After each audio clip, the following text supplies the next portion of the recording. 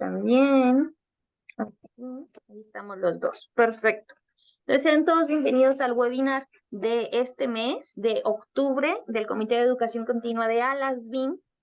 Voy a ir ingresando a los que vayan entrando. Estamos hoy recibiendo al doctor José Antonio Obando para este tema que es tan importante, que son aplicaciones clínicas del 18-fluorestradiol PET-CT en carcinoma mamario con receptores de estrógeno positivos. El doctor es una eminencia en el mundo de la medicina, pero específicamente sus credenciales en esta referencia es actualmente el profesor asociado de Radiología Diagnóstica y Medicina Nuclear e Imagen Molecular. Es instructor del Departamento de Radiología en la Universidad de Yale, en la Escuela de Medicina, asistente de profesor en el departamento. Y bueno, el doctor, le damos las gracias por acompañarnos esta tarde para ver este tema, tarde-noche, porque en algunas partes de Latinoamérica ya es de noche. Share screen. Sí. ¿Estamos bien ahí? Sí, doctor, lo escuchamos bien. Bueno, muy buenas noches para toda la audiencia y disculpen los problemas técnicos, pero pasaron y simplemente no sé por qué o no supimos por qué no me reconocía el sistema, así como a veces los tumores no reconocen a los receptores de seno. Quiero agradecer mucho a los organizadores de este programa de serie de charlas, de conversaciones. Me gusta mucho el nombre porque eso es lo que vamos a hacer, una conversación de temas de imagen molecular. Eso toma mucho trabajo de organizar y los felicito y les agradezco mucho que hayan pensado en mí, a todo el comité organizador.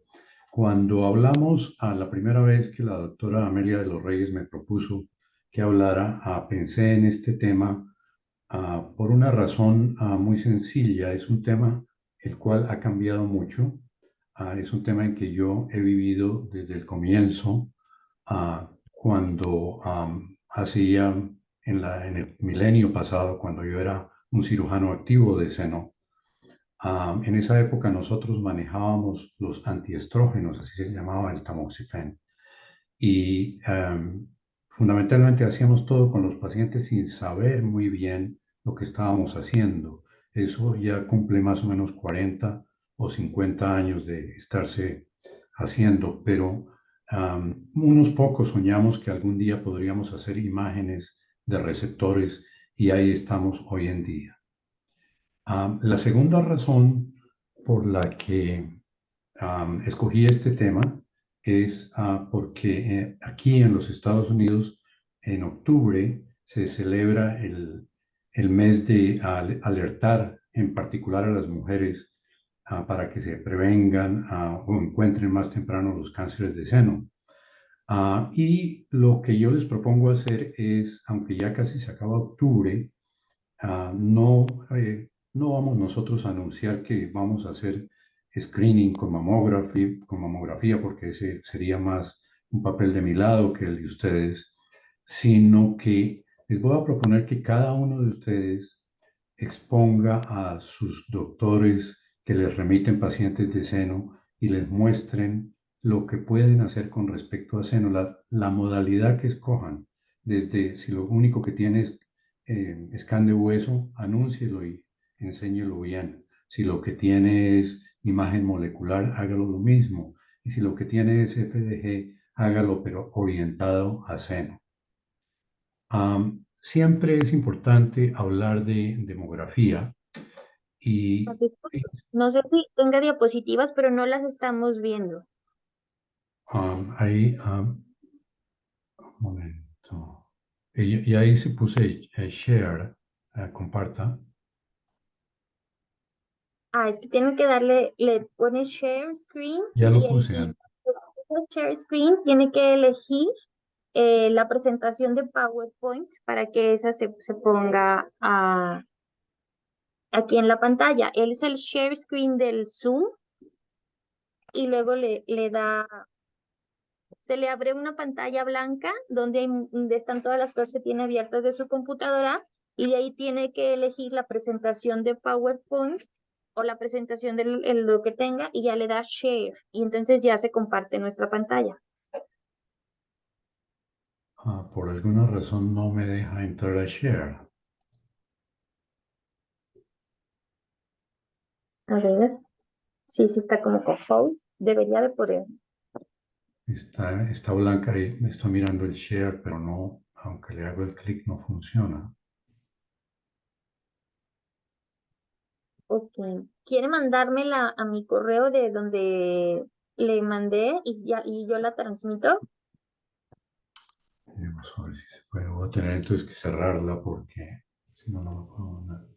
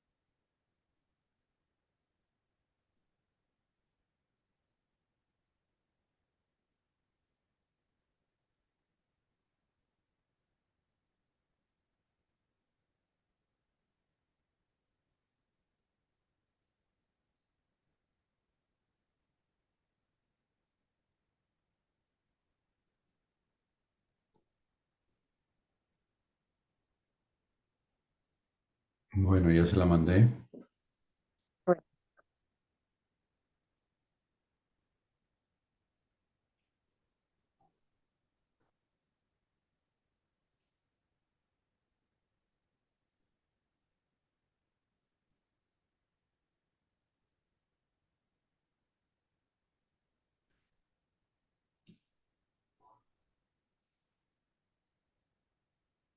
Pues no me llega.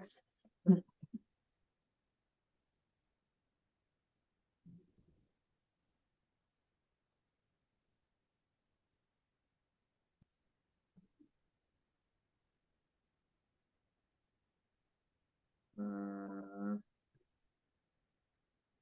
No me llega, doctor.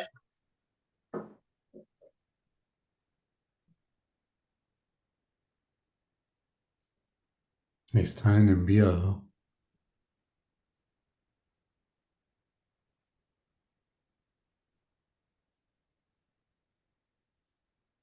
Sí, está en enviado. Si quieres, Aquí está. Ya llegó. ok.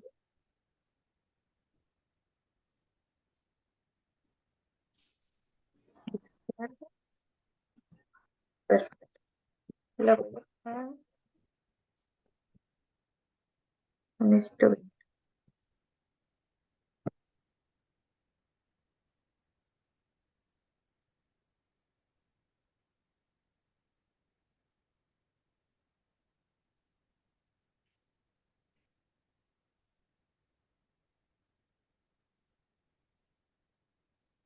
Listo. Ya la pueden ver, ¿verdad?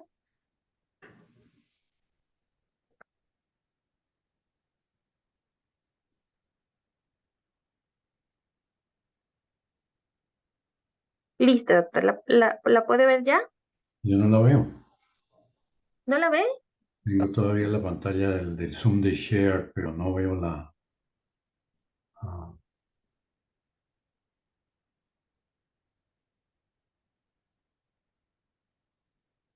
ok, ahora sí la veo. Vamos a ver. Ok.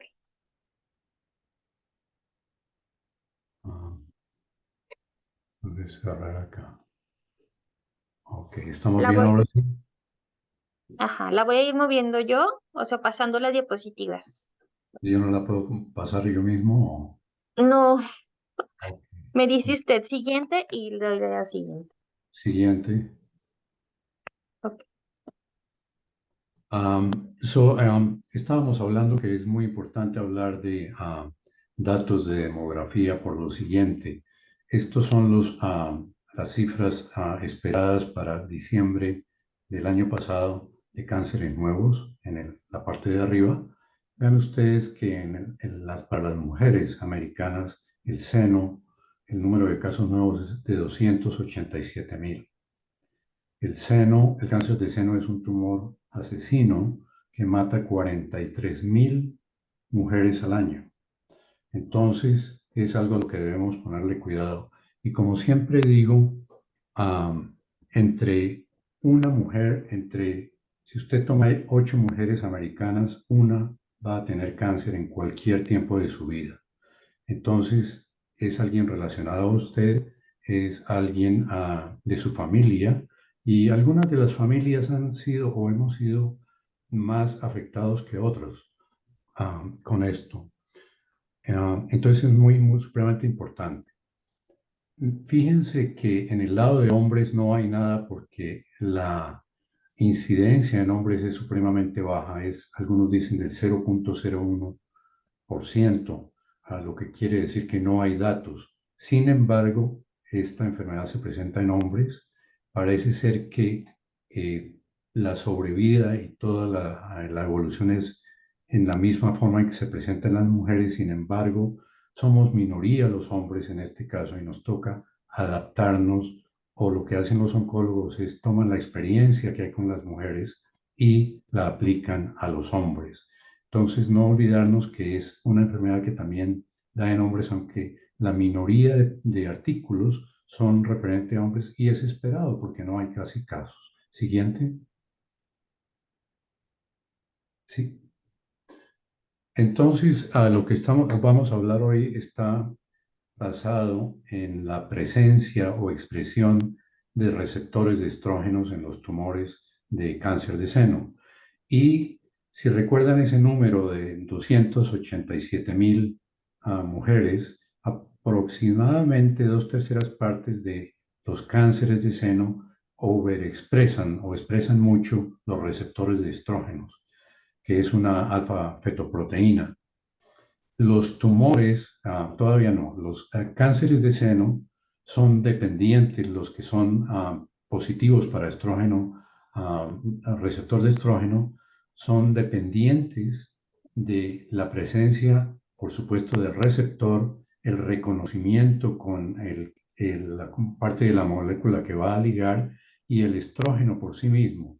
¿Por qué? Porque el estrógeno en ese momento se convierte como el estimulante del cáncer, va a hacer cambios a nivel del DNA tumoral, va a hacer cambios que causan proliferación y formación de neovascularización, y eso va a tener afectación con la sobrevida y la evolución de la enfermedad.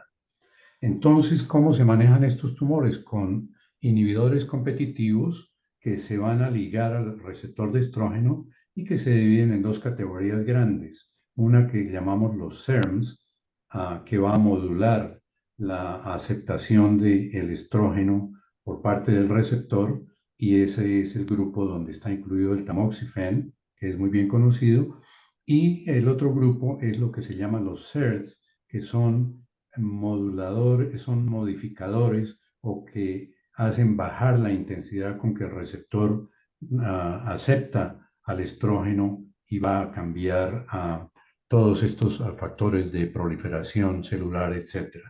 Los inhibidores de aromatasa son un grupo diferente y es un grupo que está explotando en el número de mujeres que los están usando porque los resultados son bastante buenos. Siguiente.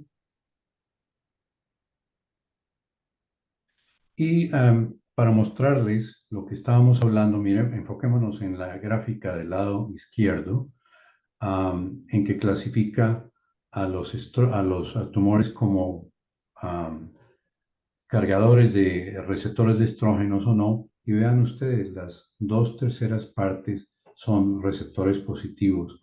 Y dentro de estas 2/3 partes hay una serie de lo que se llama patrones moleculares de acuerdo a la población de receptores que sean de una u otra forma. Y esto se relaciona directamente con las curvas de Kaplan y Meier de la sobrevida. Quiere decir que los pacientes que tienen receptor de estrógeno positivo van a vivir más independiente del tratamiento que se les haga. La siguiente. Entonces, esta gráfica que algunos la han hecho de otra manera, yo la he modificado para que ustedes no la memoricen, pero la entiendan y no se olvide desde este momento. Los tipos moleculares de cáncer de seno los tenemos en la columna de la izquierda. Aquí está discriminado si es estrógeno, receptor de progesterona o lo que se llama el HER2, que no es nada distinto que el factor de crecimiento epidermal, de la epidermis humana, y una proteína que nos mide la proliferación celular. Entonces, tradicionalmente se han dividido en muchos más grupos, pero yo se lo agrupé solamente en 4. Luminal A, y luminal quiere decir que es el tumor se origina en la capa más interna de la glándula mamaria, de los canales mamarios, de los ductos. La mitad de los tumores, 50%, son luminal A, lo cual es bueno. Tienen receptor de estrógeno positivo, tienen receptor para progesterona positivo y el receptor del HER2 es negativo. La expresión de la proteína Ki67 es menos de 14, que es baja. Estos factores son supremamente favorables para que los pacientes sobrevivan, para que respondan al tratamiento y para que ustedes y yo les hagamos imágenes con, por ejemplo, F18 FES. El luminal B es menos frecuente, 20%, también tiene receptor de estrógeno positivo. Puede ser o no ser positivo de progesterona cuando el pronóstico es mejor y no el HER2 no se expresa. Pero el Ki67 está más expresado y eso hace que el tumor se vuelva poco favorable. Cuando se presenta solamente o se expresa el HER2, entonces hay muy bajo o no expresión de receptor de estrógeno, muy baja o no expresión de progesterona, de receptor de progesterona y por supuesto positiva para HER2. El Ki67 que nos mide la proliferación y la agresividad del tumor es alto, 30%, y es desfavorable. Es uno de los más desfavorables. Y entramos a una categoría en que todo es negativo, no hay expresión de receptor de estrógeno, no hay de receptor de progesterona, no hay de HER2, y la expresión de Ki67 en la mayoría de los casos es más alta, incluso de 30%, y el tumor es bastante desfavorable.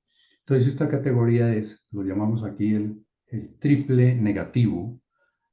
Es un tumor que no tiene expresión y se llama basal, porque realmente es basal, es un tumor, lo llamo yo en inglés, boring, por aburrido, por la B, para que nos acordemos. Y si quieren usar un término más latinoamericano, llámenlo bobo, porque es inexpresivo, pero muy, muy letal, muy maligno. La siguiente. Entonces, habiendo aprendido ese comportamiento de los tumores de acuerdo a la clasificación, vamos a verlo como los patólogos lo ven y como nosotros deberíamos verlo cuando hacemos imagen molecular. Aquí está expresada la población de receptores de estrógeno, enseguida la de progesterona, luego la del HER2 y acá el Ki67. Entonces, en el luminal recordamos que era positivo. Esta es la tinción por inmunohistoquímica para receptor de estrógeno, es positiva, es visible para el patólogo, es visible para nosotros. el receptor de progesterona es positivo, el HER2 es muy poco positivo y el de Ki67 no es tan positivo. En el luminal B, acordémonos que el receptor de estrógeno es positivo, el de progesterona puede o no ser positivo, en este caso lo es, el HER2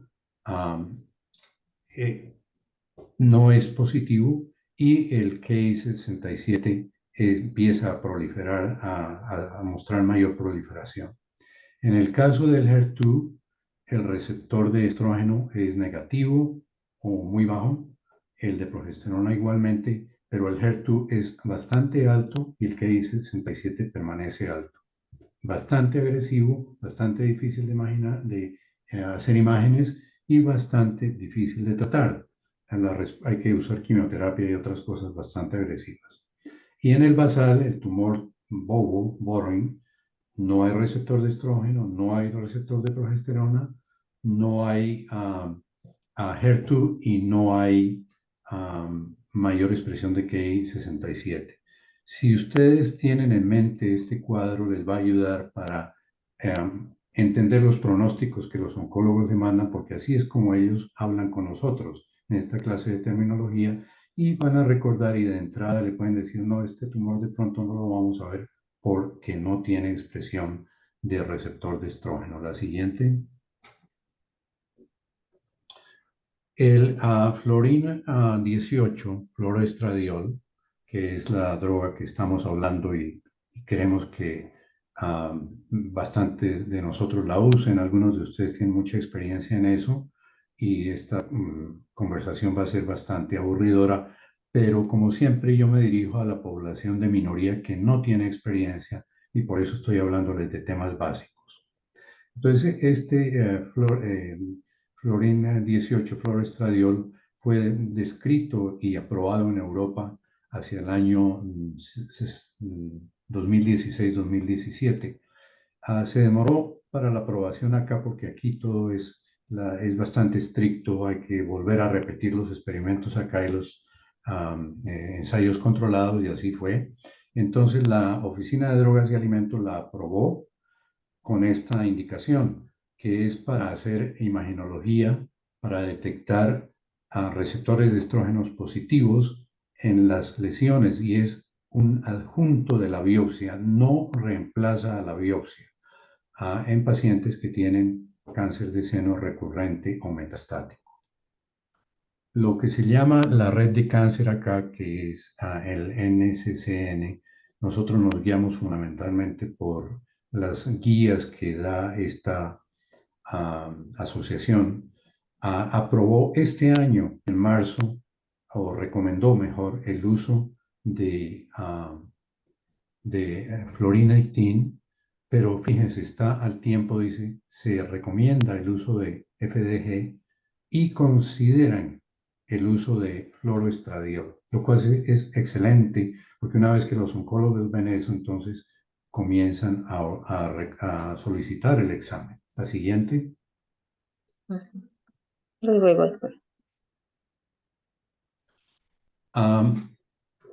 ¿Cómo preparamos a los pacientes que van a tener este tipo de imagen con Florin 18 fluoroestradiol? Diferente de FDG y un concepto que debemos tener en claro después de que conversemos hoy es que llamémoslo FES. FES no es FDG. FES no es ni parecido a FDG. FES no tiene los requerimientos que FDG tiene. Entonces no es necesario que el paciente ayune. Hay que confirmar, como en todo estudio de medicina nuclear, que la paciente, si es mujer, no esté embarazada. De lo contrario, tal vez habría que posponer el examen.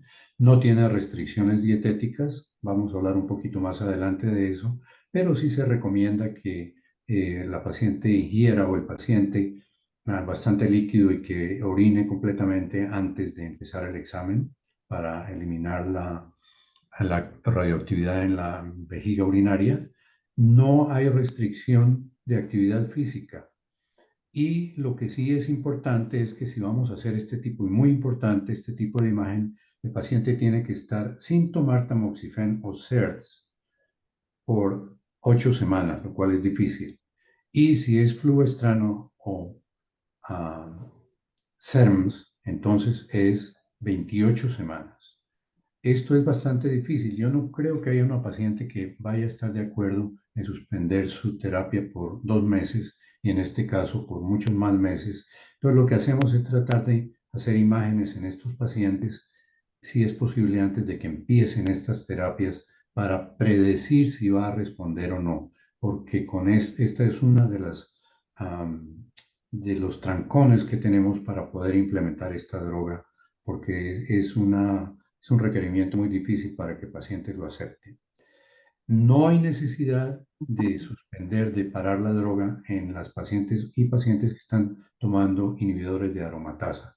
Entonces, cuando llegan con inhibidores de aromatasa, los puede programar para el día siguiente y siguiente slide. Dijimos que íbamos a hablar un poquito de la preparación alimentaria de estos pacientes. Entonces vamos a adelantarnos y a ver cómo es la biodistribución del FES. Esta es la vena de inyección. Es un scan que es bastante inexpresivo. Vean ustedes que no hay nada de actividad en el cerebro, prácticamente nada en el mediastino, con excepción de unas metástasis de hueso.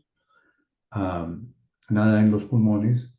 La radioactividad o la captación en el hígado es bastante alta y la captación en el intestino es bastante alta porque se excreta por la vesícula biliar y pasa al intestino. Entonces recuerden que el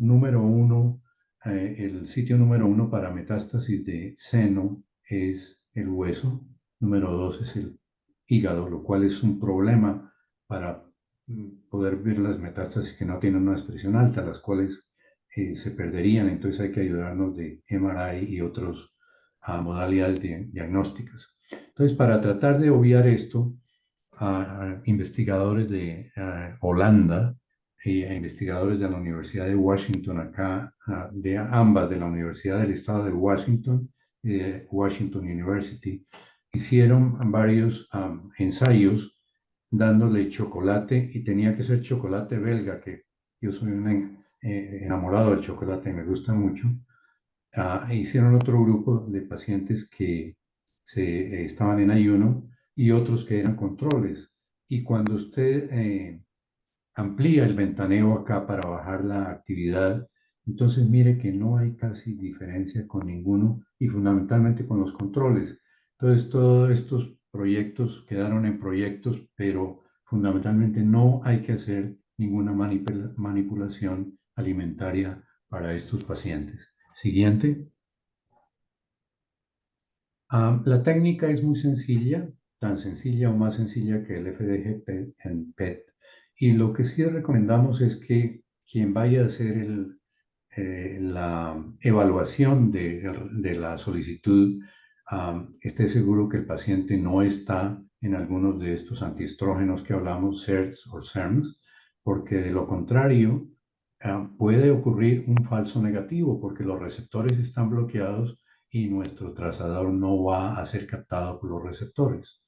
La dosis recomendada por la compañía y por todos nosotros es entre 3 y 6 milicuries, tal vez más cerca a 6 que a 3. El tiempo de captación es bastante abierto, entre 20 a 80 minutos. Nosotros hacemos 60 por comodidad porque se puede homologar a FDG. Sin embargo, y esto no es basado en ningún estudio científico, basado en mi experiencia y nuestra experiencia, acá estamos intentando pasarnos al 80 porque hay unas lesiones que vemos un poquito mejor a los 80 minutos. Entonces esa sería mi recomendación personal, pero no la de todo el mundo. El campo de vista es desde el vértice del cráneo hasta la mitad de los muslos. ¿Por qué incluimos el cráneo? Porque hay metástasis cerebrales y metástasis a hueso y simplemente toma 3 o 4 minutos más para incluirlo. No usamos contraste ni oral ni intravenoso, y Yo sé que algunos de ustedes usan contraste endovenoso, lo cual a mí me encanta, pero acá no lo estamos haciendo. Síganlo haciendo porque les va a ayudar a reconocer y a diferenciar ganglios linfáticos de otras lesiones. Y se recomienda empezar a escanear desde arriba para abajo, fundamentalmente porque la localización de la glándula mamaria es más cerca a la cabeza que a la pelvis. Entonces es mejor hacer eso antes de que la paciente se mueva y haya artefacto, etc. Siguiente. Las indicaciones, y vamos a hablar de eso más adelante, en general, son esta es fundamental, lo que nuestro objetivo es determinar el estatus de receptores de estrógenos. No hay ninguna otra objetivo del estudio. El patrón dorado para diagnóstico es todavía la biopsia con inmunohistoquímica. Tiene que ser, por supuesto, con inmunohistoquímica.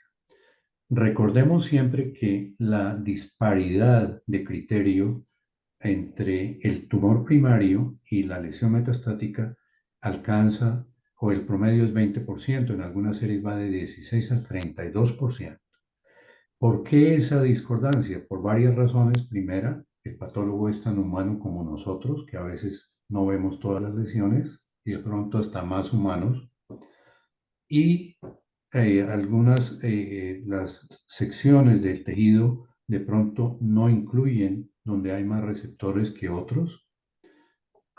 Y la otra cosa importantísima es que de pronto el paciente no tiene una expresión de receptores. Entonces, fundamentalmente es un estudio que es negativo porque el tumor primario puede ser de 100% de receptores de estrógeno, pero la metástasis puede ser de 0 o 30%. Tengan eso en mente. La mayoría de carcinomas lobulares son positivos para estrógeno de receptores o expresan el receptor de estrógeno y tienen una avidez muy baja para FDG. Esto es muy, muy importante. Si hay algo que quiero que se acuerden de esta conversación es eso. Que olviden el resto si quieren, pero eso tenganlo en mente. Siguiente.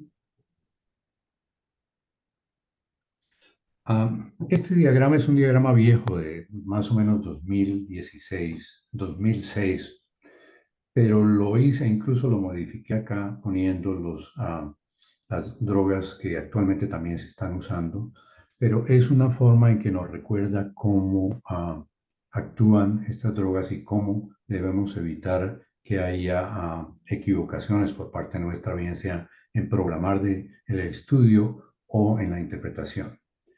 Entonces, el estrógeno natural endógeno de la paciente, este es el resumen del metabolismo. Recuerden ustedes que el estrógeno se origina en el músculo, la grasa y las glándulas adrenales. Se va a convertir a andrógeno en hombres y en mujeres y por una enzima que se llama la aromatasa va a facilitar que el estrógeno se convierta de andrógeno a estrógeno y como estrógeno entonces va a buscar el receptor y el receptor lo va a aceptar como tal. ¿Y qué va a pasar? El estrógeno va a ejercer las acciones tumorogénicas como son daño al DNA o cambio en el DNA que va a ocasionar proliferación celular, neovascularización y migración de células. Entonces va a haber crecimiento tumoral. Entonces la aromatasa favorece a paso de andrógeno a estrógeno y de ahí para allá la cascada normal de estrógeno. ¿Qué hace el tamoxifén y las drogas de esa familia?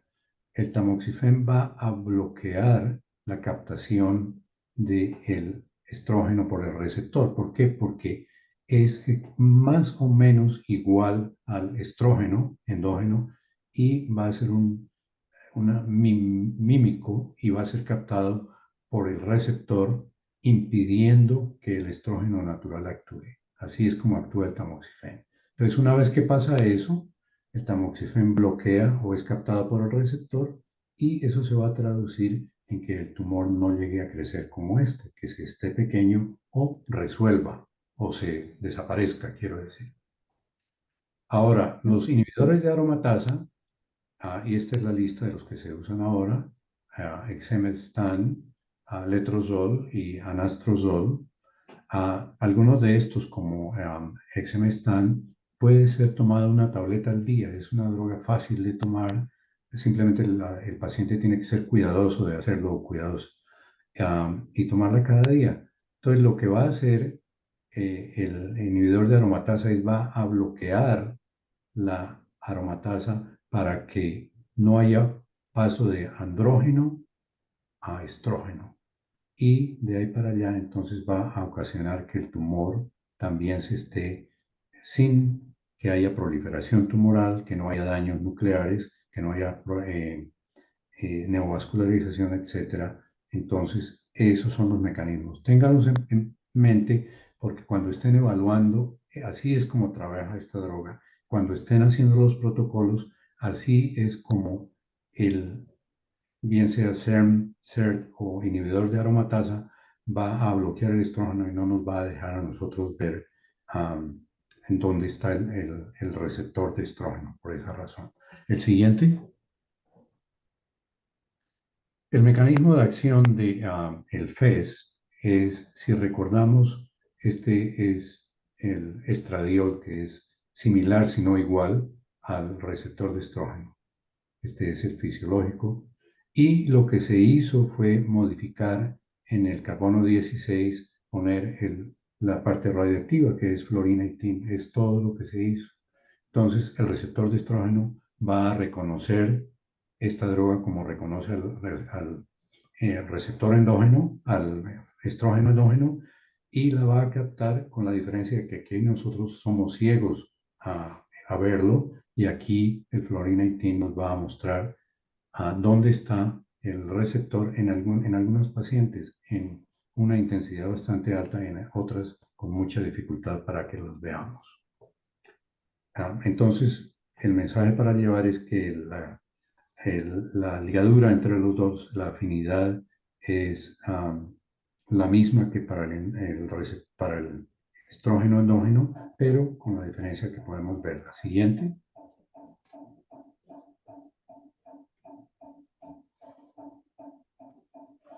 ¿Cuál es la sensibilidad y sensitividad de este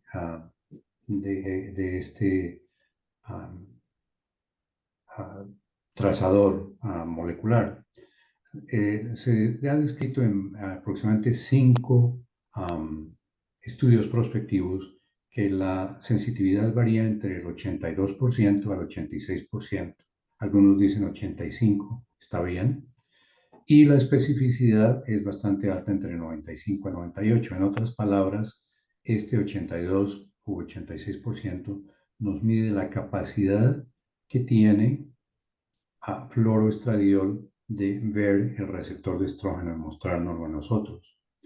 Y la sensitividad nos dice la capacidad que tiene el fluoroestradiol de mostrarnos los casos en que este trazador es negativo. Siguiente.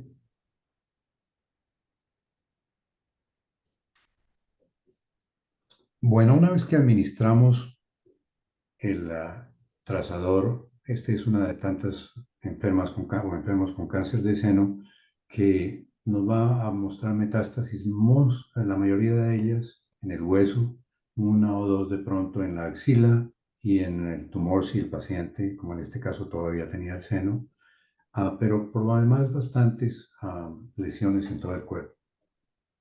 Fíjense ustedes que este foco es bastante intenso, más intenso o igual que el hígado. Este es medianamente intenso y este es difícilmente visible. Entonces, ¿qué pasa? Que después de que estos tumores se vuelven metastásicos, hay este fenómeno, que hay lo que se llama heterogeneidad de estrógenos, de receptores de estrógenos, bien sea en el mismo tumor Por eso digo que a veces, aunque el patólogo haga los cortes bien, vamos a ver que hay 100% o 30% de receptor de estrógeno dentro del mismo tumor. Esta heterogeneidad va a causar que la evaluación sea más difícil y que el tratamiento también vaya a responder en forma distinta.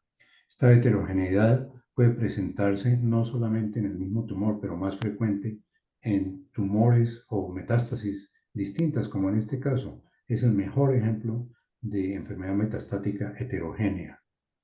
Y lo que llamamos nosotros heterogeneidad temporal, y es que si este paciente vuelve en un mes, en 6 meses, en un año, vamos a ver de pronto completamente distinta expresión y puede ser lo que se llama flip-flop, que estas metástasis están abolidas, se han eliminado o que están completamente expresadas y estas que estaban tan calientes van a estar casi frías. Entonces, heterogeneidad temporal, eso es lo que queremos decir, heterogeneidad intertumoral entre distintas metástasis y heterogeneidad en la misma lesión. Siguiente. ¿Qué hace el patólogo cuando está mirando microscopio? ¿Qué ven ellos? De vez en cuando tengo tiempo, porque patología aquí está es en la siguiente división. Entonces nos cruzamos en el camino todos los días. Cuando tengo tiempo a veces voy a mirar para correlacionar con lo que hemos visto. Y una vez más, el patrón dorado es la biopsia con una aguja de Trucut o ancha y con inmunohistoquímica. ¿Qué es lo que el patólogo llama receptor de estrógeno negativo? Cuando la expresión es menos de 1%. Y vean cómo es esto de que lo hace pensar a uno si lo que estamos haciendo está bien o no, porque esto es menos de 1%. Menos de 1% significa que estas células son las que son positivas para el receptor de estrógeno. Entonces hay tal vez una, y eso quiere decir que hay menos 1%. Muy fácil de perder para un patólogo y quizá no experimentado.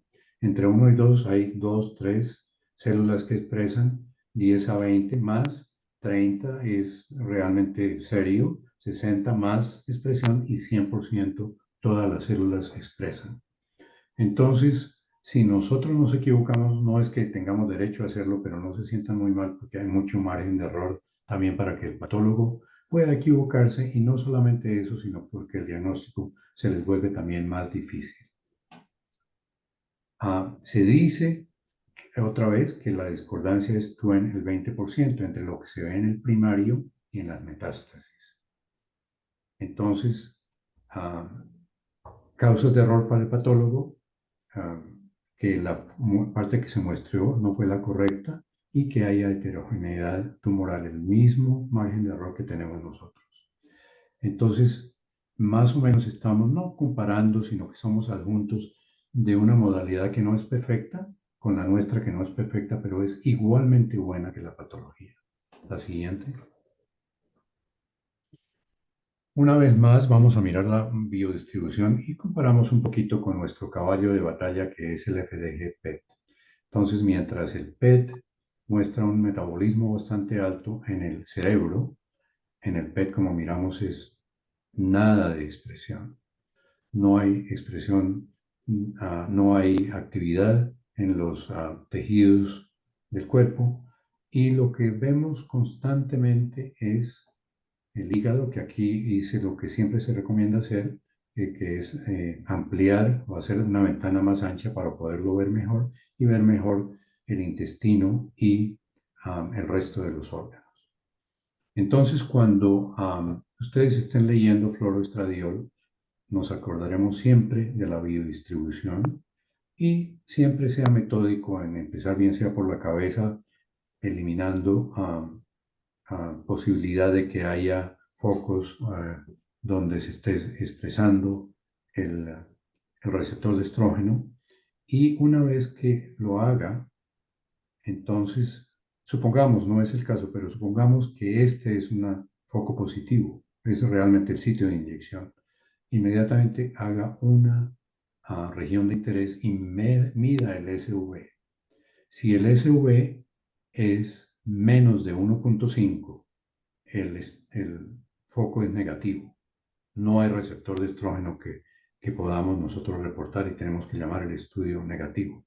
Si es más de 1.5, que es bastante bajo, el estudio se convierte en positivo. Esta es una debilidad de nuestro estudio porque me parece que desafortunadamente con el deseo de incluir todas las lesiones que son de baja expresión, entonces de pronto también vamos a incluir algunas que no lo son por error humano. La siguiente. Una vez más, la biodistribución, el sitio más alto del órgano blanco es el hígado, seguido por la vesícula biliar, porque el fluoroestradiol se metaboliza en el hígado como glucurónido, recuerde que es un estrógeno, y se va a expresar y va a durar en el hígado algunas par de horas por lo menos. Se metaboliza y se elimina por la vía biliar a la vesícula y de la vesícula pasa al intestino. Se ve en el intestino porque es excretado ahí y eso va a causar que si hay metástasis mesentéricas o tumores como el lobular que tiene predilección por metástasis en esas áreas, entonces va a oscurecer nuestra visibilidad para ver. Se elimina por los riñones, el EPS, que usualmente no vemos los riñones en la imagen de MIP, pero sí vemos la imagen bastante radioactividad en la vejiga urinaria.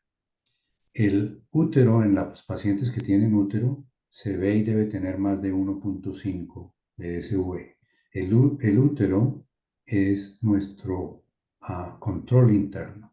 Entonces es otra cosa que deben hacer. Cuando estén midiendo, una vez que midieron la SV, busquen el útero. Yo realmente busco al útero de primero para que no se me olvide. Y lo que quiere decir control es que no vamos a comparar la intensidad del útero, sino lo que nos va a decir es si vemos el útero con más de 1.5, quiere decir que el trazador que estamos usando va a ser efectivo para buscar receptores porque ya los encontró en el útero. Entonces es algo que siempre debe hacerse cuando usted está interpretando. La siguiente. Y la dosimetría va de acuerdo al orden de intensidad. Es bastante baja, es similar o menor que muchos estudios de medicina nuclear. Órgano blanco el hígado, seguido de la vesícula biliar y en el mismo orden, bastante alto en la vejiga. Por eso se recomienda que hay que orinar antes del estudio e inmediatamente después y tomar bastante agua. Siguiente. Y ahí está nuestro órgano hoy, el más querido por todos nosotros, que es el útero, nuestro control interno. Entonces comparen ustedes a esta vejiga con bastante actividad de fez y vean al útero, que es difícil a veces de evaluar porque está ahí pegado, pero no es realmente imposible. Y en la pura imagen de PET pueden ver lo que es una captación más bien moderada y casi siempre lo es así. Entonces, este SUV max no es la del útero, es que debe tener más de 1.5 para que podamos decir que es el control interno. Y la captación varía entre pre y postmenopausal, pacientes postmenopáusicas. Entonces, para las pre, entre 2.5 a 6, aproximadamente 4. Y para, para el grupo en general es una promedio de 5,2 y el rango es, perdónenme, acá corregí esto y se me olvidó poner el SAFE, 6.7. Tengan en cuenta lo siguiente, la semana pasada encontré a una paciente por accidente con carcinoma de endometrio, que si el SV visualmente es alto del útero, piense en patología endometrial, especialmente en pacientes postmenopáusicas como carcinoma de endometrio, endometriosis, infecciones, etc. Siguiente. El otro órgano que por supuesto tenemos que evaluar es el seno y les puse un ejemplo. El seno es no debe tener uptake. Por eso es fácil que cuando hay alguna anormalidad podamos confirmar o descartar la presencia de receptores de estrógenos en el tumor. Este es una parte de un caso clínico, es una paciente con cáncer de seno que tenía receptor de estrógeno bastante alto. El tumor no tuvo mucha expresión en el FDG y no tuvo mucha avidez en los ganglios axilares y las metástasis. Entonces el oncólogo nos llamó y dijo, me gustaría saber si hay receptor de estrógeno porque tengo dificultad con la imagen convencional de, de saber qué clase de agresividad. Y lo hicimos nosotros y si ellos no vieron nada, nosotros realmente vimos menos que nada. Lo que nos quería decir que este tumor no expresa receptores de estrógeno. Siguiente.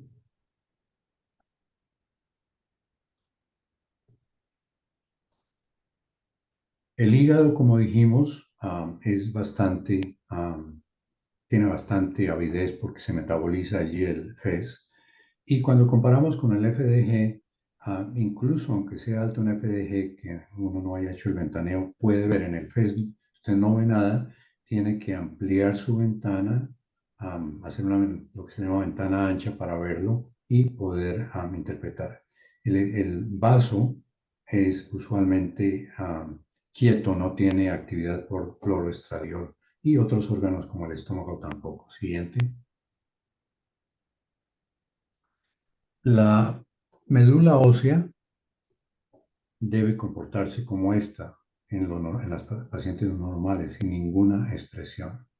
Diferente que el FDG, que tiene usualmente entre poca y mediana captación por FDG.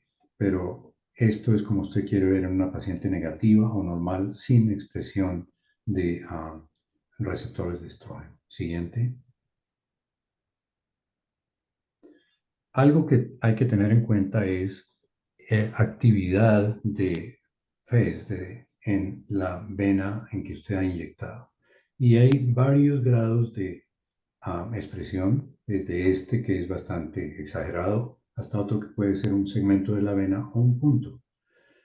No se sabe exactamente porque hago yo una analogía cuando usted inyecta Sestamibi, pasa lo mismo pero con menos intensidad. Se dice que esto pasa porque el trazador es lipofílico y el endotelio de estas venas tiene predilección por ese tipo de trazador. Puede ser una explicación muy bonita, pero hace poco inyectamos una paciente que tenía una bypass artificial de arteria y vena y se fue capturado por el bypass que ni siquiera fue el sitio de inyección. Entonces, estoy empezando a pensar que es un problema o una situación más bien que depende de cierto tipo de activación de las células endoteliales, van a captar más el FES. La siguiente. Las indicaciones, una vez más, y este lo puse unas 2 o 3 veces porque es lo que usualmente la gente tiene en la literatura. Nuestro objetivo, una vez más, es determinar la presencia o ausencia de receptor de estrógenos. No reemplazamos a la biopsia y, una vez más, tengamos en cuenta el carcinoma lobular. La siguiente. Cuando hablamos de indicaciones, entonces, usualmente la sociedad americana nos da lo que se llama guía de procedimiento y en nuestras guías de procedimiento nos da una indicación de 2, 3 o 4 condiciones clínicas en que podemos o debemos usar o no usar el radiotrazador. En casos como este y en casos como el PSMA, lo que hizo la sociedad hasta que haya más información, más estudios prospectivos, es hacer lo que se llama una EUC o un documento en que hacen recomendaciones de los criterios que favorecen el uso de este tipo de drogas, en este caso del 18-FES. Y ahí se la puse a ustedes, no para que la aprendan y la entiendan esta tarde, sino porque vamos a hablar un poquito de cada una rápidamente. Entonces, eso lo hicieron con el sistema, si mal no recuerdo, Delphi, como cualquier otra de estas guías. Entonces, uno es raramente recomendado, y dos, hasta 5, entonces puede o no ser apropiado, entre 5 a 8 más apropiado, y 8 definitivamente que es apropiado. Entonces, dividieron esto en diagnóstico, estadiaje, biopsia y otras indicaciones. Cuando hablamos de diagnóstico, hay dos situaciones clínicas, porque esto lo que son es situaciones clínicas. Entonces, para diagnosticar o saber si hay receptores de estrógeno en el tumor primario es muy raramente indicado, a menos de que es una condición supremamente especial que el oncólogo nos convence a nosotros de hacer. Porque si lo hacemos, de pronto la compañía de seguros con seguridad no va a pagar. Entonces, la otra recomendación es cuando hay un tumor primario, un tumor metastático con primario desconocido, y no es posible hacer biopsia y se sospecha que sea un tumor de seno, entonces puede ser apropiado y en realidad es de utilidad. Para estadiaje no es apropiado, y yo no recomendaría nunca para hacer estadiaje de rutina. No es recomendado para hacer estadiaje de ganglios linfáticos axilares. ¿Y por qué no es recomendado? Porque tenemos el mismo problema que FDG-PET tiene, que puede haber enfermedad microscópica que nosotros no la vemos. Si no hay más de 10 a la 8 células en el área en que estamos examinando, no vamos a verla. Por esa razón, en estas dos indicaciones no es apropiada. Y como rutina en estadiaje de ganglios linfáticos fuera de la axila o en metástasis distantes, puede ser apropiado. Entonces hay más indicaciones y algunas veces lo hacemos. Y esta es muy importante, que es para hacer estadiaje de carcinoma lobulillar invasivo. Razones: el carcinoma lobulillar no es bien fácil de ver en FDG-PET, por ejemplo. Entonces hay que a veces completar el estadiaje con FES. Siguiente.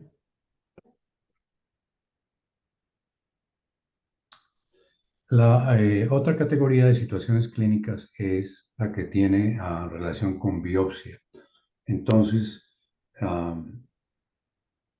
para ayudarle a lo que ya tenemos, la información de la biopsia, digamos, si el primario es positivo para receptor de estrógeno, pero las metástasis uno no sabemos si es, entonces usamos el FES para saber si estas lesiones tienen población de células con receptores de estrógeno. ¿Por qué eso? Porque sería imposible para el cirujano estar haciendo biopsias de 20 y 30 lesiones. Entonces ahí es cuando podría ser apropiado, depende de las metástasis y del número de metástasis. Y para hacer evaluación de receptores en lesiones en las que es difícil o imposible que pueda hacerse una biopsia, o que ya se hizo la biopsia y no es diagnóstico. Entonces no es apropiada, sino es definitivamente apropiada. El cirujano hizo lo mejor que pudo, no pudo coger una muestra buena, o el patólogo no pudo ver si había unos receptores, y ellos tienen que saber. Entonces repiten el examen, pero en este caso con imagenología molecular. Vamos a entrar al mismo ganglio linfático o a la misma metástasis, pero vamos a ayudar para verlos.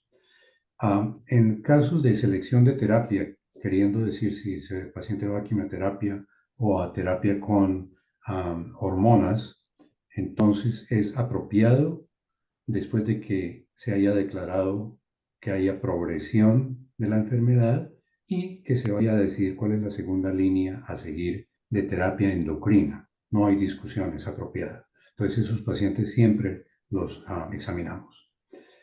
En el diagnóstico inicial, no inicial de cáncer de seno, sino de enfermedad metastática, o sea, la primera vez que se ve la metástasis y que se esté considerando terapia endocrina. Entonces, para ayudar a predecir cómo va a comportarse el antiestrógeno, en este caso de acuerdo a la positividad o no del FES.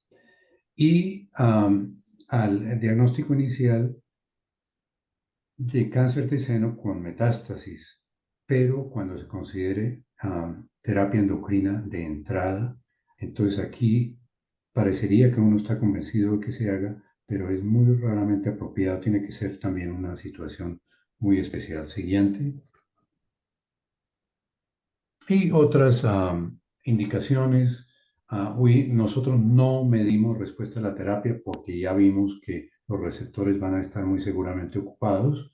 Lo único que podemos decir es no hay expresión muy seguramente porque los receptores están ocupados por la droga que se está usando, pero eso no quiere decir que estamos 100% seguros.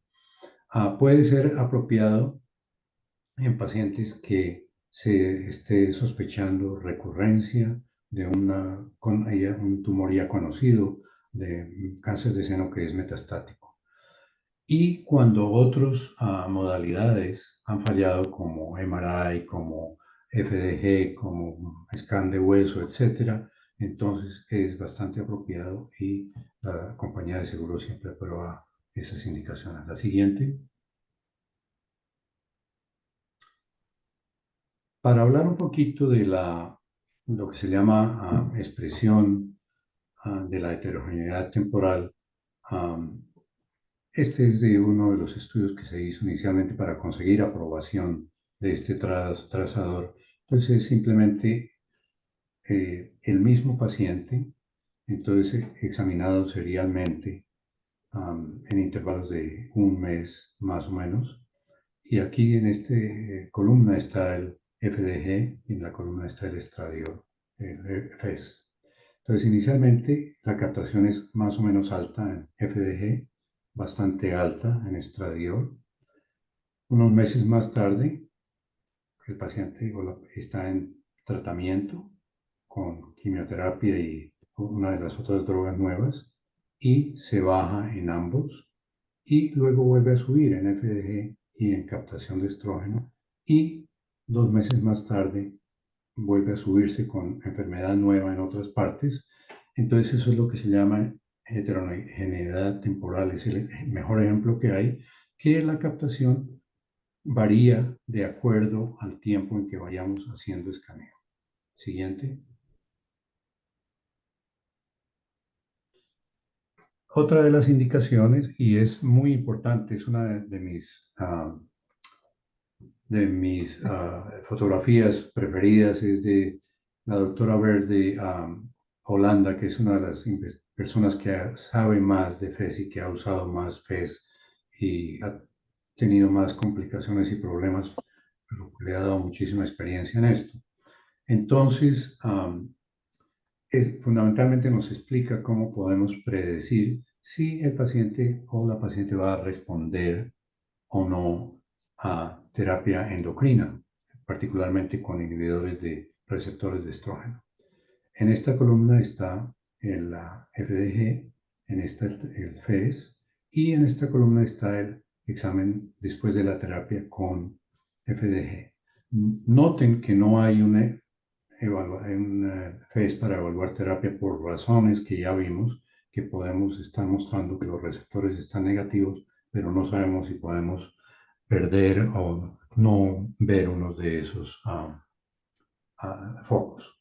Entonces aquí vimos que hay bastante actividad en FDG, avidez en la axila, en el tumor primario y en algunos de los huesos de la pelvis derecha y el fémur.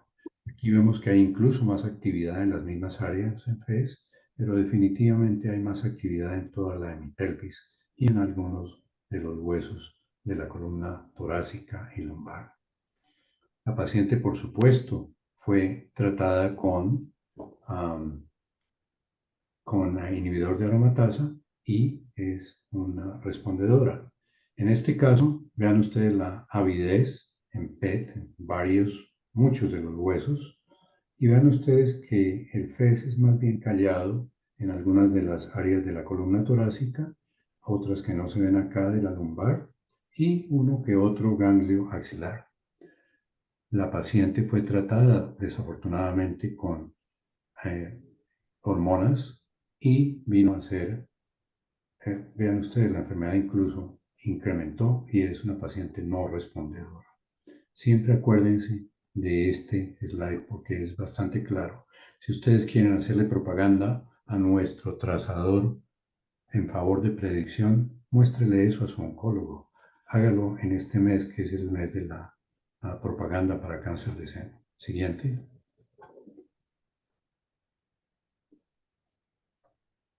Con respecto a guiar para terapia endocrina, más o menos el mismo concepto que estábamos viendo. Y esta paciente tenía dos tipos de poblaciones tumorales. Uno de los tumores era negativo en todo, el basal, el tumor bobo de 3Bs, y otro de los tumores era lo que llamamos, recuerdan, el luminal A, que es el mejor con receptores de estrógenos y no receptor para el HER2. Entonces, ¿qué pasó? Le dieron terapia hormonal y la paciente vino para seguimiento con FDG. Y vean ustedes, aquí yo estoy cubierto por toda la lista de los participantes, pero bueno, vean ustedes que la respuesta fue muy buena con solamente un foco residual en la región axilar que seguramente correspondía a uno de estos eh, áreas de heterogeneidad tumoral y no iba a responder. Entonces hay que tratar ese residual con otro, ese foco residual con otra modalidad. Siguiente.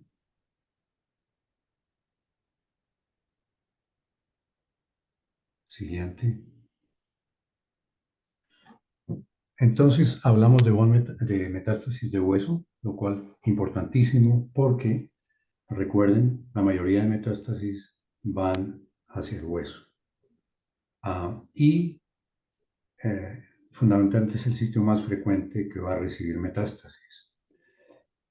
Si es una paciente que tiene metástasis múltiples en el hueso, nuestro trazador está indicado. ¿Por qué? Porque nosotros con un examen no invasivo vamos a mostrarle al oncólogo clínico dónde hay o dónde no hay metástasis. Es imposible que hagan biopsias de cada una de estos cuerpos vertebrales. Y además otra limitación de biopsias para metástasis de hueso es que el espécimen de hueso hay que decalcificarlo y eso requiere más trabajo, implica más costo y requiere más demora para esperar el resultado y de pronto hasta adiciona más factores para que haya equivocación. Entonces, en este caso de esta paciente, la SV fue más de 1.5, entonces todo lo que estamos viendo acá es positivo. Vean ustedes, por eso les recuerdo, FES no es FDG, este sería normal en un FDG, pero es completamente anormal en FES. Entonces, estas son metástasis. Siguiente. Y podemos ayudarles a los clínicos cuando tienen dificultades que han hecho toda clase de imagenología. MRI muestran que hay una lesión hipointensa en T1, que es lo mismo en una de las apófisis transversas, y el CT, el PET-CT nuestro muestra que sí, estas metástasis las vimos también en la misma parte. Lo importante es no volverlas a ver, es que ellos ahora tienen información de que son positivas para receptor de estrógeno. Siguiente. Y este es para aquellos de ustedes que hacen todavía bastante escaneo de hueso. Yo hago tal vez 4 en una semana en total, incluyendo cáncer de seno. Y la discrepancia es realmente abrumadora. Vean las lesiones que el cáncer del escáner de hueso detectó en la pelvis. Sí, muchas de ellas, sin palabras para expresarles innumerables focos en, en nuestro scan de FES. Siguiente. Y otra situación clínica que se presta a dificultad es en pacientes como por ejemplo esta paciente que tenía dos cánceres, uno en la orofaringe y otro en el seno, y aparece con masas de linfadenopatía en el cuello, aparece con una metástasis ganglionar en la axila y un nódulo que estaba en el posterior al ilio izquierdo, y el FES mostró cierta positividad visual, pero menos de 1.5, lo cual quería decir que ninguna de esas metástasis tenía que ver, como muestra la MIP y la imagen de MIP, con un receptor de estrógeno. Supremamente importante porque entonces van a girar completamente 180 grados y a tratar a esta paciente o de pronto a hacer una de esas biopsias porque lo que tenía era metástasis de el carcinoma faríngeo. Siguiente. Otra área, la cual es muy difícil, son las metástasis del cerebro. Y la razón por qué son difíciles es porque usted las puede ver con MRI, como acá, usted las puede ver con CT, pero muchas veces es difícil decirle al cirujano, al médico, sí, esta es una metástasis, no es examen por radiación. Aquí no estamos buscando ese diferencial. El problema es que la detectaron y el oncólogo quería saber si este es positivo para receptores de estrógeno o no. La razón muy sencilla, porque tienen que decidir rápidamente si van a hacer tratamiento con antiestrógeno. Usualmente estas pacientes no responden mucho o nada a quimioterapia, tienen que irradiarlas porque el cerebro, recuerden, es un santuario contra las metástasis. Entonces es una indicación definitivamente que estaría en esa categoría 5 de tal vez favorable. Siguiente. Y otro caso más dramático, paciente con muchas metástasis en todos los huesos, que no sabía que las tenía hasta que tuvo un accidente y se cayó. Le hicieron un CT scan que sugirió que tenía hemorragia, hematomas epidurales. Le hicieron una resonancia magnética que mostró que era tumor y entonces sabiendo eso, porque la paciente tenía primario del cáncer de seno, el resultado de FDG está ahí, el resultado de fluoroestradiol muestra que todas las metástasis, casi todas, son positivas para estradiol, o sea que esta paciente va a recibir tratamiento o recibió tratamiento hormonal. Siguiente. Y con respecto a las metástasis del hígado, es un dolor de cabeza. Y es un dolor de cabeza que casi siempre que nos ponen esa solicitud, yo les digo, de pronto no las vemos, pero vamos a intentar. Esta paciente con un tumor que se hizo metastático realmente años después de la mastectomía, apareció con una masa en el hígado y le hicimos la imagen con fluoroestradiol. No hubo lesiones en ninguna otra parte. Pero vean ustedes el hígado porque es la fisiología normal y esta área fotopénica corresponde a lo que pensamos que iba a ser tumor tal vez necrótico. Cuando usted mide la densidad en Hounsfield, una densidad de 130 unidades. Entonces no es agua, no es un quiste, no es necrosis regular, es masa. Y esta masa, vean ustedes, es masa, tan masa es aquí como es masa hasta acá se extendía. Este marcador lo puse acá para mostrarles que esto todavía es masa comprobada. Y esta área lo que pasa es que tal vez hay necrosis y por eso no hay no hay demostración del receptor de estrógeno del trazador.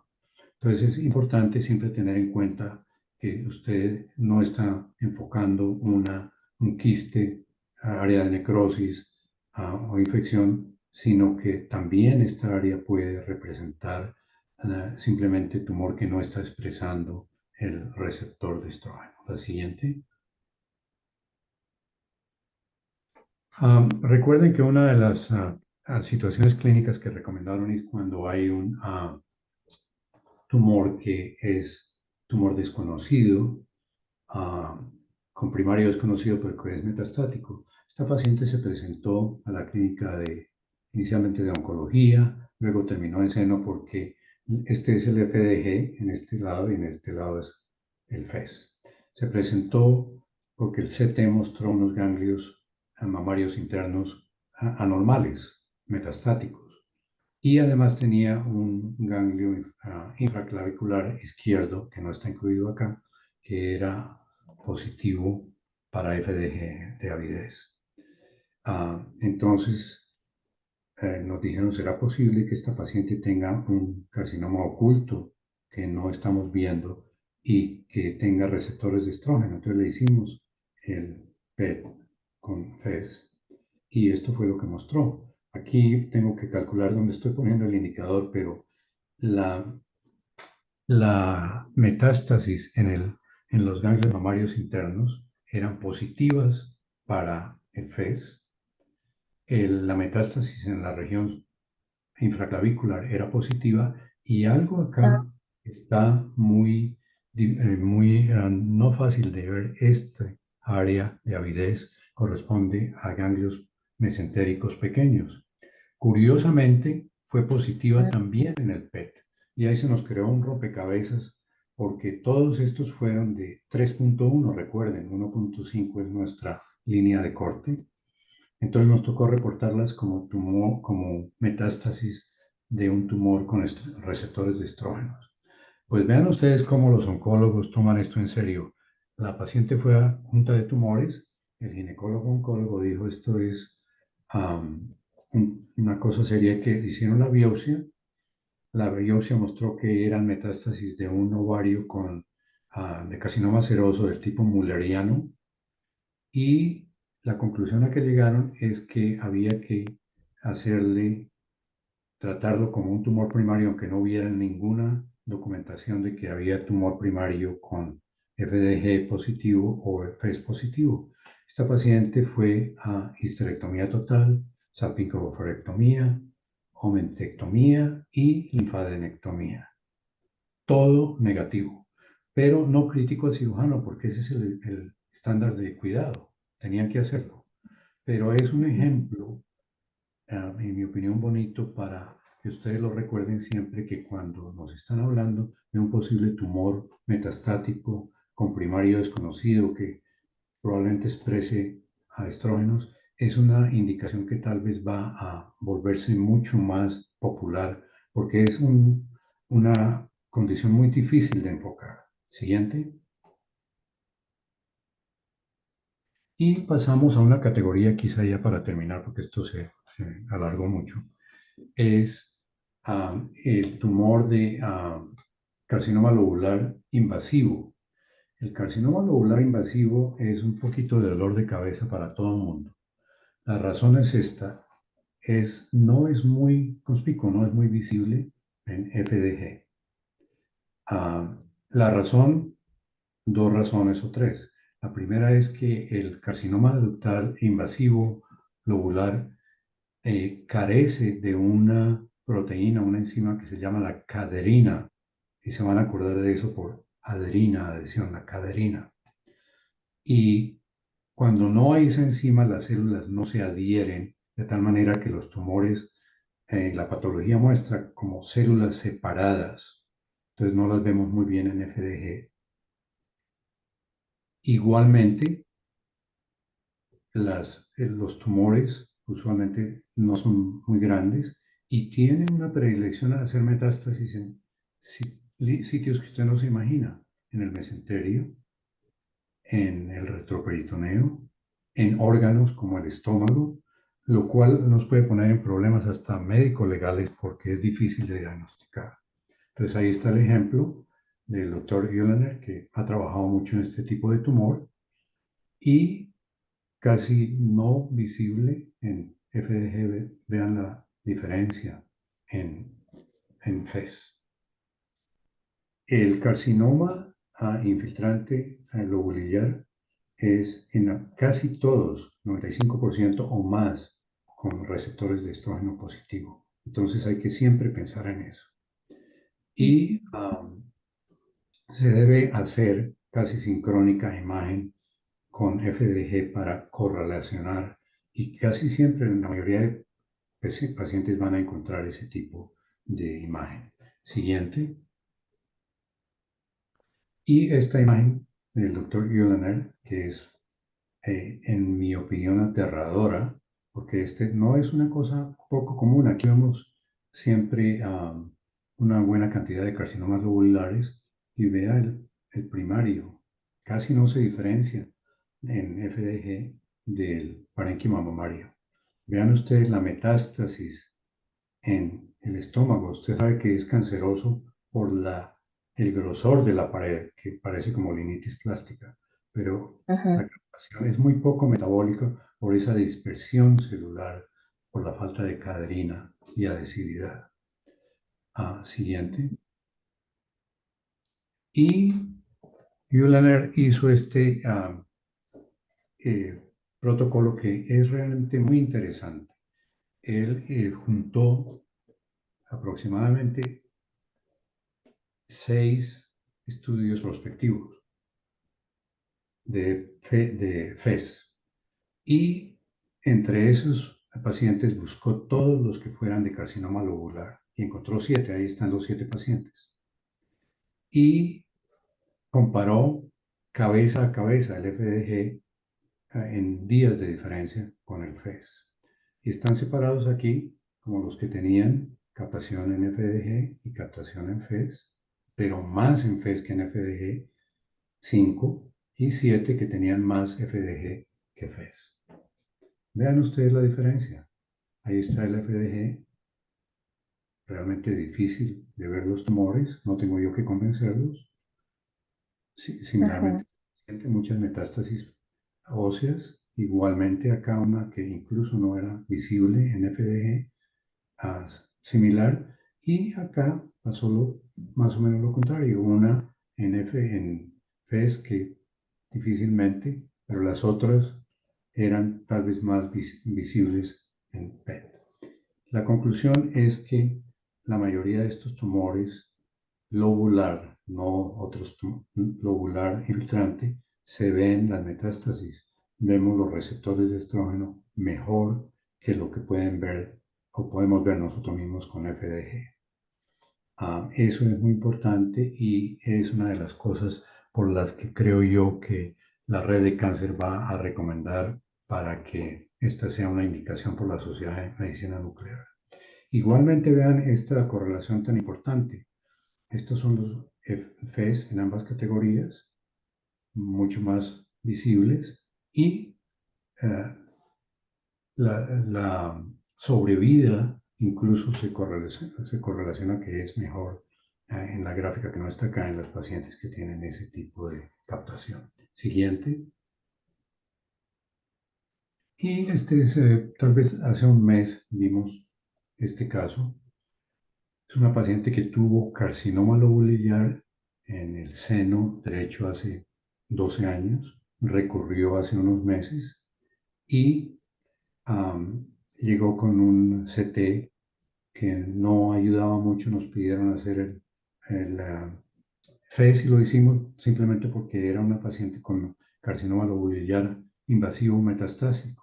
Vean ustedes la avidez por estos receptores por el FES. Vean, no, es difícil encontrar una metástasis con FES que parezca así.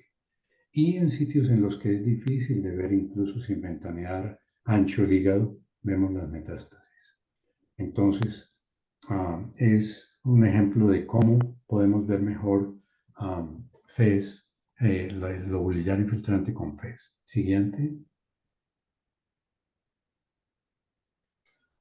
Tenemos también falsos positivos, como todas las modalidades, y este es un caso, un ejemplo. Yo les voy a mostrar un caso que tuvimos acá hace también poco.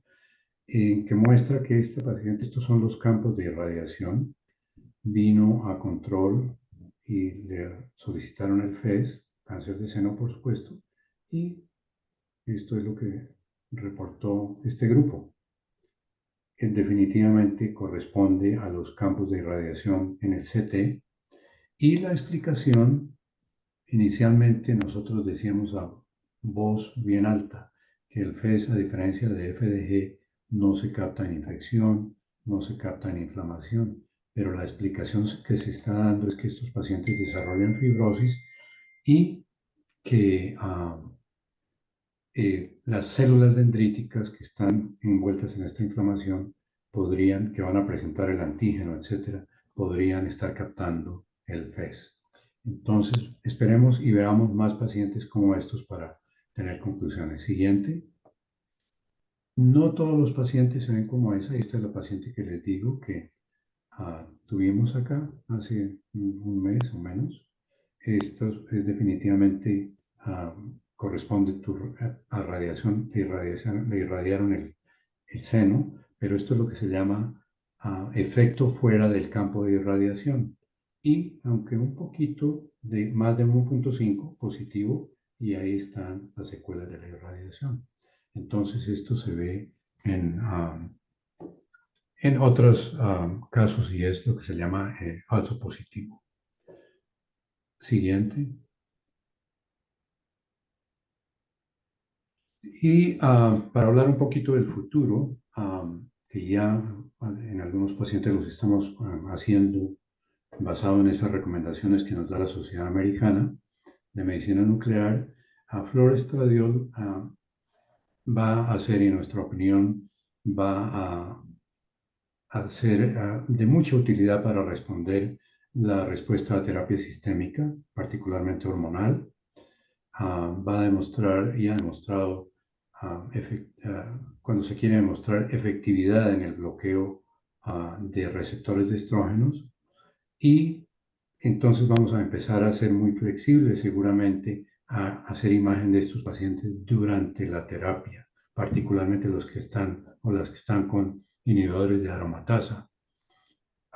Y tal vez considerar en esos casos que la negatividad quiere decir buena respuesta a la terapia. Y seguramente vamos a estar viendo solicitudes de estudios para estadiaje inicial de pacientes con cáncer de seno que pareciera que fueran metastáticos al inicio. Y en otro tipo de poblaciones, como hablábamos del carcinoma lobular, etc.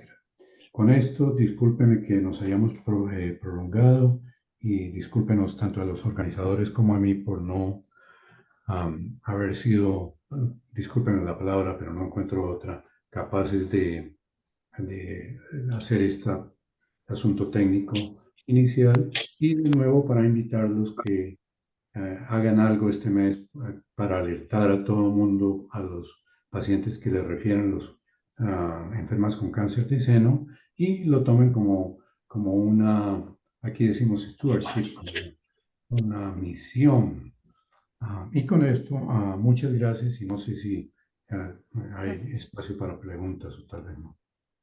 Ay, sí, doctor. Yo le agradezco personalmente, a nombre del comité, le agradezco mucho su plática. Definitivamente ha sido usted la persona ideal para darla. No es cosa fácil y su experiencia es muy valiosa para nosotros. Yo le tengo una pregunta. Ahorita si alguien más nos quiere escribir sus preguntas en el chat y se las leo. Pero si una pregunta, si va a un oncólogo y le pide FES sin FDGs, ¿hace por el FES de manera rutinaria? O sea, o la recomendación es hacer ambos, siempre leer en conjunto. Pues fíjese que la pregunta es muy buena por esta razón, porque lo ideal es, la mayoría de pacientes van a llegar con FDG. La mayoría, los únicos pacientes que usualmente llegan sin FDG son las de lobular, porque los cirujanos han hecho un poquito basado en estas campañas que les estaba hablando, están preocupados que ellos quieren realmente tener localización donde hay receptores, quiere decir donde hay carcinoma lobular desde el comienzo. Pero es bueno tener el FDG por esta razón, porque si tenemos la información del FDG, acuérdense de la heterogeneidad intratumoral, intertumoral, etcétera, que vamos a verla con los dos scans. De lo contrario, no vamos a verla. La pregunta sigue con importancia por esto. Las compañías de seguro, por ejemplo, acá, ellos no piensan en FS o FDG, sino en PET.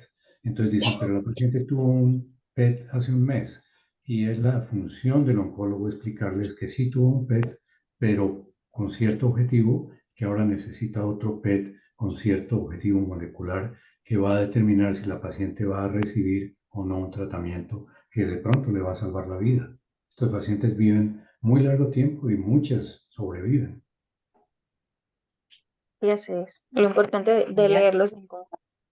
Si alguien tiene una pregunta que hacer en vivo, puede. Si queremos tomar una copa, tenemos que ver un poco. Una copa cortesía. ¿Tenés la fe? No sé. ¿Comemos, tomamos algo así nomás de patilla? Creo Yo que no nada pongo más la había yo no ¿Patilla? pero no me voy a poner, tiene una pregunta. me voy a poner las otras zapatillas. Ok. Bueno, doctor. Sí, no sé si haya alguna otra pregunta que alguien quiera escribir en el chat. Recuerden que la plática va a quedar grabada, doctor, y en aproximadamente 2 semanas se va a subir al canal de YouTube de el Comité de Educación Continua y ahí pueden revisar a más detalle con su correspondiente edición para que esté resumida en el tiempo justo de la plática. Aquí preguntan a alguien dice, buenas noches, ¿de qué depende la dosis administrada? La dosis administrada depende, realmente no es nada escrito en piedra y depende de varias cosas, de la dosis a la que usted esté más acostumbrado. Hay distintas formas de preparar la dosis. Una es comprarla arbitrariamente lo que llegue, entonces no tiene usted derecho de escoger la dosis, sino es lo que le mande la compañía radiofarmacéutica. Si usted tiene uno de estos aparatos en que puede, que la compañía le manda en grupo 3 o 4 dosis, entonces puede dividirla de acuerdo a eso y escoger. Si el paciente llegó de pronto un poco tarde, tal vez va a tener que darle, si tiene manera, una dosis más larga. En resumen, la dosis para la mayoría de imagenólogos que seguramente compran la dosis es lo que uno pueda escoger entre 3 y 6. Si es más o menos de eso, entonces hay que explicar en el reporte por qué se dio más o menos. Dije yo que tal vez mejor con un poquito más que menos, queriendo decir cerca de 6, porque empíricamente he visto que hay un poquito de mejor captación, pero tal vez no es significante. Ok, muy bien. Doctor, ¿y el tiempo de suspensión de los medicamentos para poder realizar el estudio? Si es que uno se enfrenta a todo, que no quiere suspender el medicamento y el oncólogo quiere que le hagamos el estudio. ¿Cómo lo interpreta? El oncólogo, si quiere, tiene que tener una razón muy válida, porque ellos casi nunca quieren. Ellos son los que dicen, no, yo no puedo pararle esta droga a mi paciente porque de pronto reactiva la enfermedad, si es el caso. Ujú. Lo que sí es importante tener en cuenta es que cuando se hace el tamizaje, el screening de estas pacientes, hay que averiguar si están inhibidores de aromatasa, que muchas de estas pacientes están. Usted no tiene que preocuparse de eso, puede hacerlo al día Por eso. siguiente.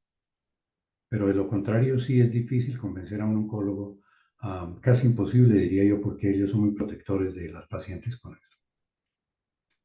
Por supuesto. Correcto. Si no tenemos más preguntas, nada más tienen aquí las felicitaciones, doctor, y que lo van a revisar posteriormente en el canal de YouTube. Pues le doy las gracias, doctor, por su participación a nombre del Comité de Educación Continua, de todos los que lo integramos, que no se conectaron hoy, pero somos todos los participantes y de toda la audiencia. Gracias por su ponencia. Y a todos los demás que están en línea, les recuerdo que va a quedar el video grabado, en 2 semanas se puede subir y se les hace la invitación nuevamente al Congreso de Alasbin del 15 al 18 de noviembre en Buenos Aires, Argentina. Ya estamos a unas pocas semanas, aún se pueden inscribir y esperamos vernos por allá. Gracias a todos y buenas noches. Muchas gracias. Gracias, doctor. A usted, muchas gracias.